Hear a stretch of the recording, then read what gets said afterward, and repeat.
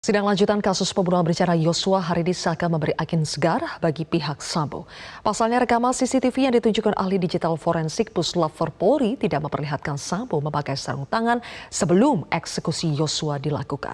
Apakah hasil ini akan menyelamatkan Sambo CS dari ancaman hukuman maksimal dan sebaliknya memperberat hukuman Richard Eliezer? Saya akan membahasnya bersama dengan pakar hukum pidana Prof. Hipnu Nugroho. Selamat sore, Prof. Hipnu. Selamat sore, Mbak Cynthia.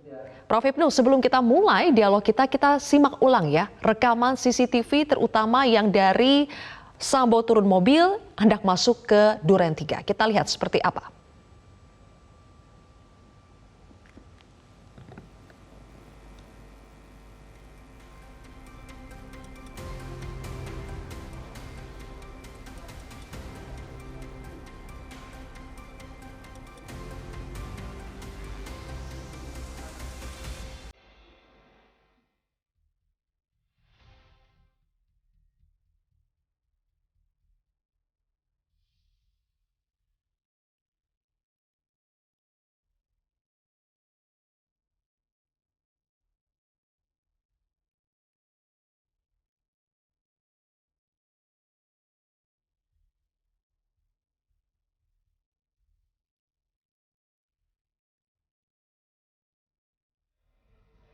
Baik.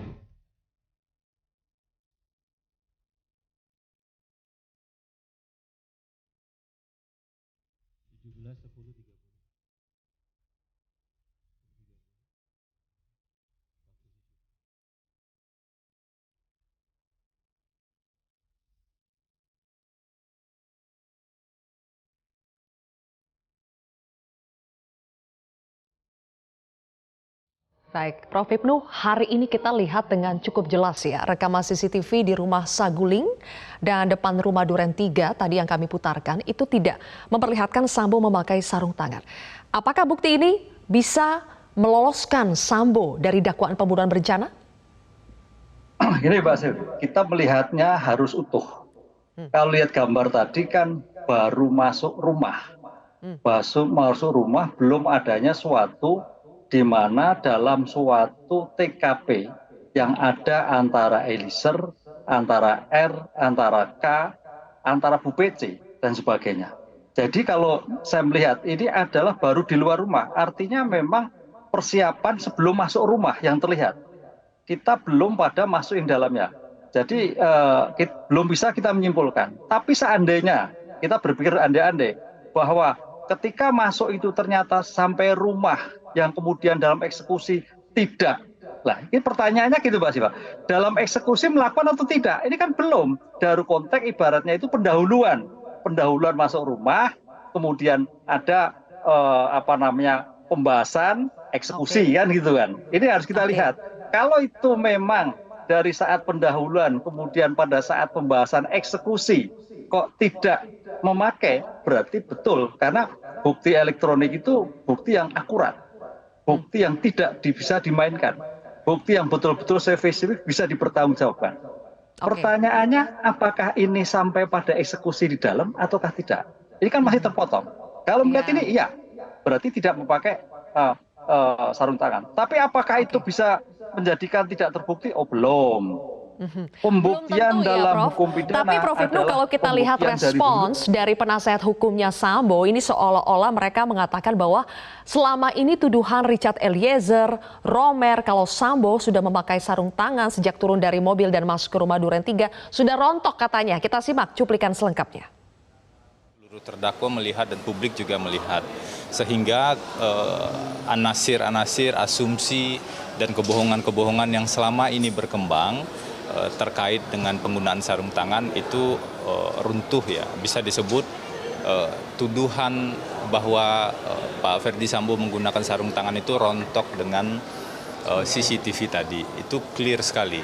Bukan hanya satu CCTV tapi 3 CCTV. Jadi 2 CCTV di rumah Saguling di depan lift dan kemudian yang di garasi dan 1 CCTV di Duren 3. Padahal kalau kita baca dakwaan kan itu juga termasuk salah satu poin di dakwaan. Jadi kami pandang itu memang sejak awal kami melihat itu bagian yang mengada-ngada di dakwaan.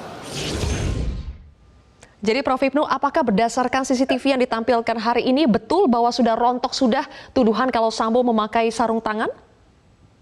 Ya, kalau CCTV tadi Pak Febri mengatakan itu di luar ruangan, kemudian masuk ruangan, kemudian dalam suatu TKP tidak memakai, ya rontok. Karena buktinya adalah bukti akurat. Kan itu loh. Yang dilihat di dalam televisi kan baru yang di luar. Yang di dalam kan belum, kita agak melihat. Apalagi yang pada saat menyuruh hajar tembak cat kan tidak tahu. Halo, Prof. Ibnu. Tapi permasalahannya, apakah hanya sarung tangan yang menjadikan permasalahan? Kan tidak. Tidak banyak hal, karena sejak awal kan sudah disampaikan oleh terdakwa sendiri untuk melakukan, hoi tembak, weh, senjatanya sudah disiapkan, senjata Sambo sudah. Jadi Prof. Ibnu, terlalu dini untuk mengatakan bahwa tuduhan Sambo memakai sarung tangan, kemudian ikut menembak Eliezer itu gugur ya dengan adanya bukti CCTV yang ditunjukkan hari ini. Jadi belum bisa disimpulkan seperti itu ya? Ya, belum bisa. Ini akurat, data akurat. Ya, akurat. Tapi kita tidak tahu loh Mbak, yang di dalam loh Mbak. Ya kalau yang di luar ya akurat, jelas itu. Yang di dalam, tadi sampaikan Mas Febri kan apa di tangga, kemudian dalam eksekusi itu, kalau memang betul tidak memakai, ya akurat bahwa Sambo tidak memakai sarung tangan. Oke, tadi kan Eliezer juga menyampaikan tanggapannya ya atas bukti yang disampaikan, dan ia mengatakan bahwa banyak sebetulnya rekaman-rekaman yang sepertinya tercecer. Nah, apakah itu juga akan menjadi pertimbangan majelis hakim karena bukti CCTV tidak bisa dijadikan secara utuh sehingga sulit untuk menyimpulkan apakah ini akan memberatkan atau meringankan Eliezer? Oke, kalau memang masih tercecer, masih ada waktu bahwa keterangan ahli, bukti-bukti digital lagi yang bisa dihadirkan. Kan dalam pasal 160 kan suatu keterangan saksi yang memberatkan yang meringankan, baik oleh penuntut umum penasihat hukum, baik yang sudah diperiksa atau yang belum, ya ini yang belum bisa dihadirkan untuk memperkuat seandainya Eliezer masih tetap bertahan bahwa tetap pakai sarung tangan. Coba sudut pandang CCTV yang lain bisa dihadirkan. Coba di sudut pandang dari yang lain bisa. Tapi kalau memang sampai clear tidak, ya berarti Sambo selama pelaksanaan eksekusi tidak memakai sarung tangan. Pertanyaannya, itulah kelemahan daya ingat mata saksi ketika melihat suatu peristiwa. Bisa lupa, bisa keliru. Bisa keliru. Jangan-jangan yang memakai sarung tangan bukan Sambo atau siapa. Kan itu. Bisa keliru. Inilah Mbak yang menjadikan keprihatinan di dalam suatu pembuktian pidana ini memang pentingnya ahli di dalam suatu persidangan itu sebagai ilmu bantu untuk memperkuat keterangan saksi.